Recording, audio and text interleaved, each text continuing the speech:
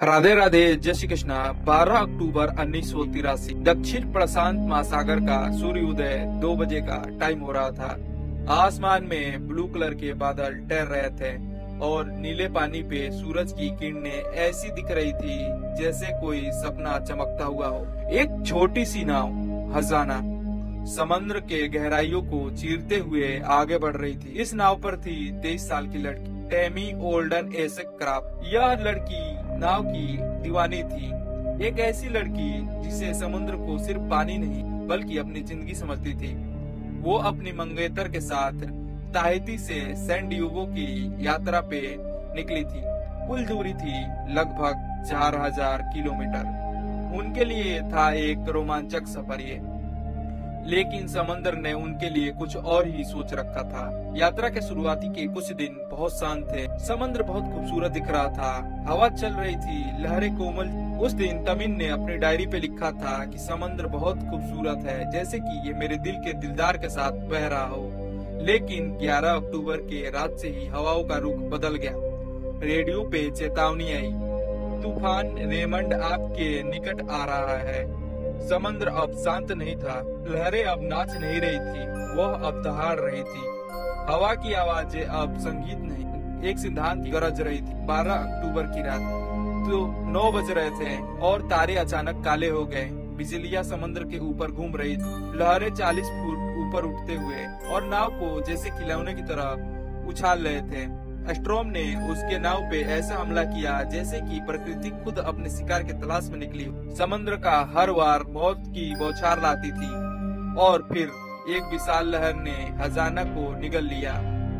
एक पल की छोटी खामोशी, सिर्फ पानियों की गूंज और काले आकाश का वह सवाल। जब तक तमी को पता चला तब तक चारों ओर सिर्फ नीला पानी था। सिर में चोट थी, खूब सर से उसके खून बह रहा था और उसकी नाव आधी डूबी हुई थी। मस्तूल टूट गया था, बाल बिखर गया था और वो अब शायद रिचर्ड उसका साथी कहीं नहीं दिख रहा था। ना उसका चेहरा, ना उसका आवाज, बस चारों ओर अनंत पानी, टूटे हुए लकड़ी के टुकड़े और एक डूबी हुई नाव। टेमी ने कहा, वो अब एक ऐसी गेम में है जहाँ हर किसी की मौत हो चुकी है। अब उसके पास ना रेडियो था, ना जीपीएस, सिर्फ एक पुरानी कंपास और कुछ फर्नीचर। लेकिन तमी के अंदर कुछ ऐसा था जो अभी भी जिंदा था। उसके जीने की चाहत। अपने बचे हुए सामान को अपने बैग में रखा और सुबह हुई, सूरज उगा। लेकिन उस दिन अब उसके सामने सिर्फ 2 रास्ते थे, या तो वो डर के सागर में डूब जाए या फिर उस डर को जीत ले। और यहाँ से शुरू हुई उसकी असली यात्रा, एक ऐसा सफर जिसमें ना कोई मदद थी, ना कोई दिशा, सिर्फ समंदर की शोर और एक औरत की जिद कि मैं हार नहीं मानूंगी। उस दिन की तारीख 12 अक्टूबर 1913। तमी का हमेशा के लिए इस दुनिया से वास्ता टूट गया और उस दिन से चालू हुई उसकी असली संघर्ष की कहानी। और वो मन में सोची, कई बार जिंदगी हमें वह चीज दिखाती है जिसे हम अपने जान से ज्यादा प्यार करते हैं, और तमी के लिए वो चीज थी समुद्र। कभी कभी वो समुद्र की आवाजों से ही बातें करती, लहरें की थपेड़े और हवा की सहसहाहट सब साफ सुनाई देती, जैसे कि वो उसके साथ ही हो। लेकिन रातें इसमें सबसे कठिन थी। अंधेरे में बहुत अजीब अजीब आवाजें आते और हर बार जब नाव झटका खाती तो दिल की धड़कनें बढ़ जाती, कहीं तूफान फिर से तो नहीं आ गया। और उसने अपने डायरी में लिखा, समुद्र बुरा नहीं है, लेकिन ये कभी कभी तुम्हारा इम्तिहान लेता है और ये तुम्हें अपना आईना दिखाता है। दिन बीतने लगे, खाना धीरे धीरे खत्म होने लगा था, पानी का हर बूंद अब सोने से भी कीमती होने लगा था। उसने बारिश का पानी जमा करना शुरू कर दिया, कभी अपने कपड़ों को आसमान की ओर फैलाती और गिरते बूंदों को एक छोटे टीन में भर लेती। वो दिन और रात, भूख और प्यास के बीच, आंसू और हिम्मत के बीच झूल रही थी। समुद्र के बीच एक औरत जो खुद को मरने नहीं दे रही थी। हर दिन के साथ उसका शरीर कमजोर हो रहा था, लेकिन उसकी आत्मा और मजबूत बनती जा रही थी। वो जानती थी कि डर को हराना है और उम्मीद को जिंदा रखना है। एक दिन जब सूरज ढल रहा था, उसने दूर क्षितिज पे कुछ देखा। एक पंछी, वो हवा में उड़ता हुआ जा रहा था। तमी की आंखों में चमक लौट आई। समुद्र के बीच पंछी का मतलब था जमीन करीब है, शायद कोई द्वीप, शायद कोई किनारा। उसने दिशा बदली, नाव को उसी ओर मोड़ दिया। हवा चलने लगी। समुद्र अब शांत नहीं था, लेकिन वो भी अब तमी से डरता नहीं था। कई बार इंसान की सबसे बड़ी ताकत उसके पास मौजूद चीजें नहीं होती, बल्कि वो होती है उसकी जिद। और तमी की जिद अब उस सागर से भी बड़ी हो चुकी थी। 13 अक्टूबर से शुरू हुई उसकी लड़ाई, वह अब एक मिशन बन चुकी थी।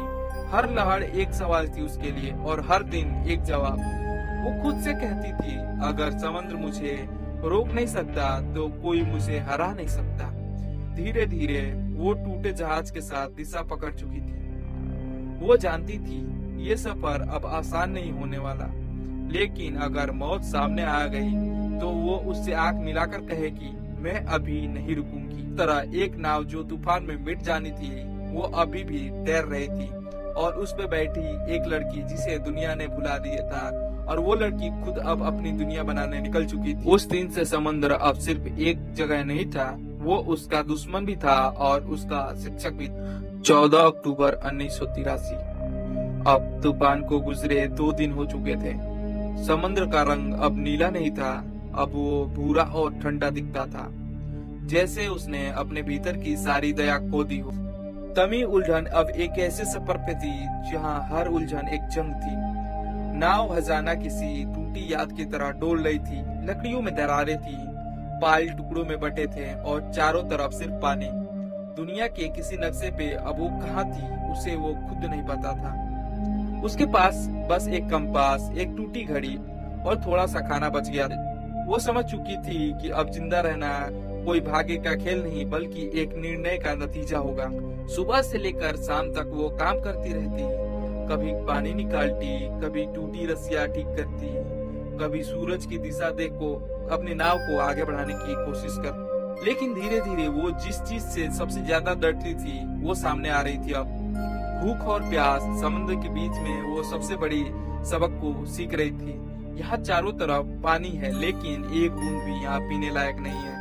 उसने अपने पास मौजूद हर चीज गिनी, 4 डिब्बे बिस्किट के, 3 कैन फलों के और आधी बोतल मीठे पानी के।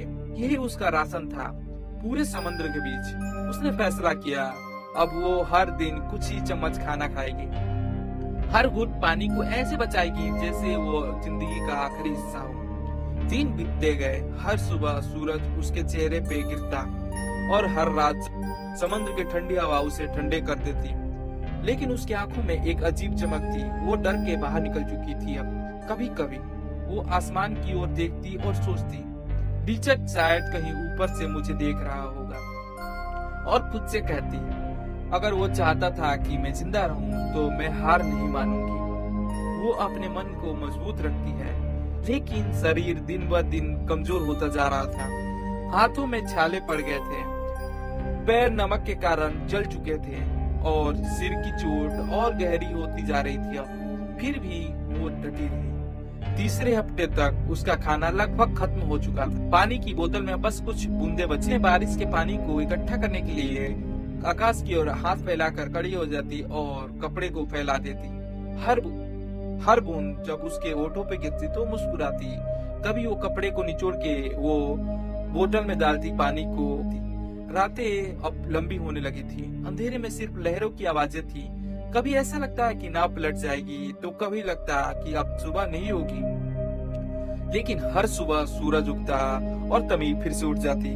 धीरे धीरे उसने एक रूटीन बना लिया था।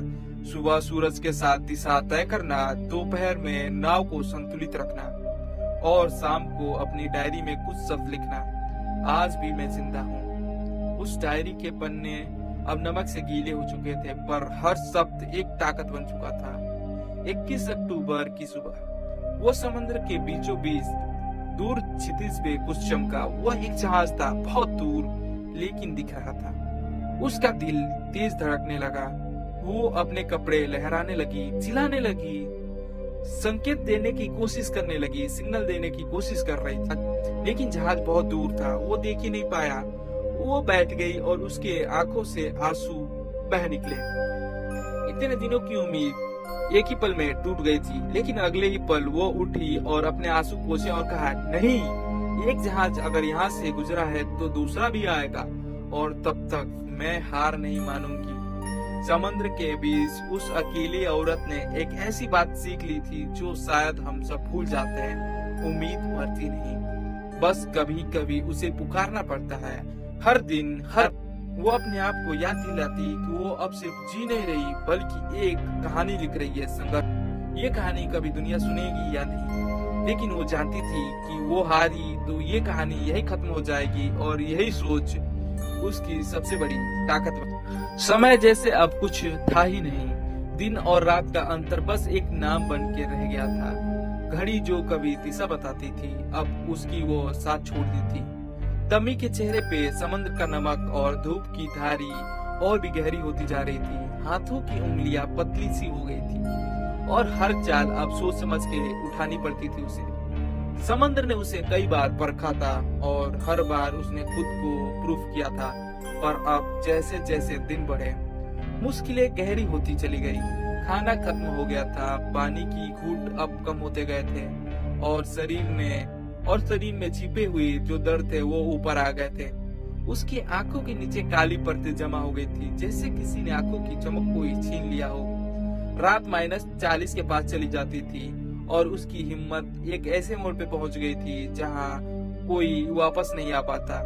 उसकी पीठ पे दर्द था और जीभ सूखने लगा था। हर सांस में उसे ऐसा लगता है कि जैसे समुद्र की ठंडी हथेली उसके गले पे रख दी गई। अगली सुबह किनारे की हवा में अलग तरीके से खुशबू आई।